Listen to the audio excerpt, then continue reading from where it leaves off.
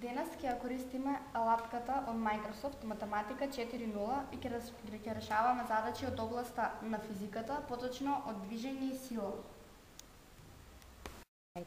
Сега ќе решиме задача од сила.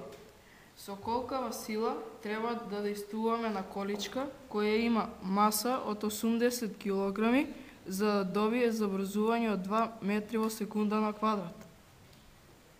Во формули одиме.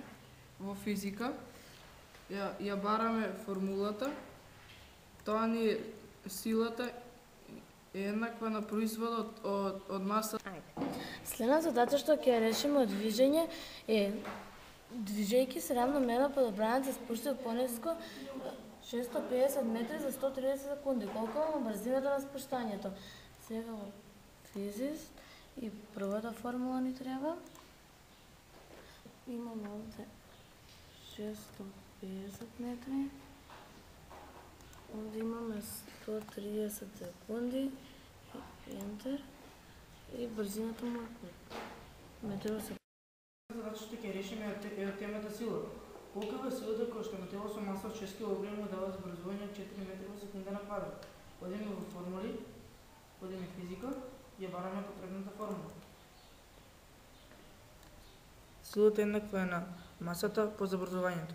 Одиме со the equation и ја вметнуваме масата.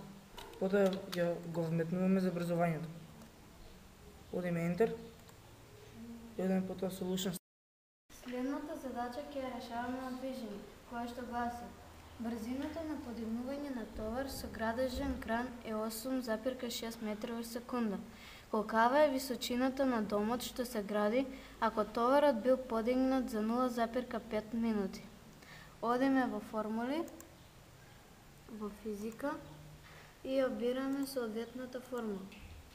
Потоа го внесуваме времето, брзината, а потоа и времето.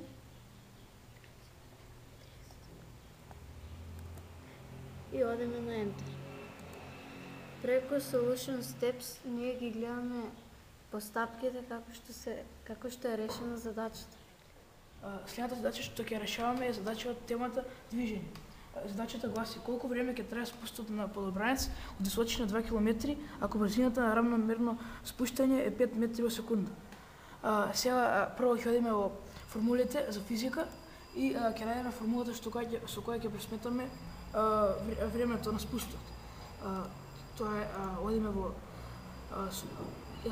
потоа брзината ни е 5 метри во секунда. Следна задача ни е од равномерно забрзано движење, односно колку пат ќе измине возило кое поаѓа од мирување и се движи 6 секунди равномерно забрзано со забрзување еднакво на 3 метри во секунда на квадрат.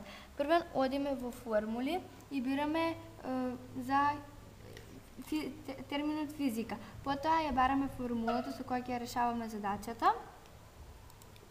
И пишуваме V0 ни е еднакво на 0. Времето ни е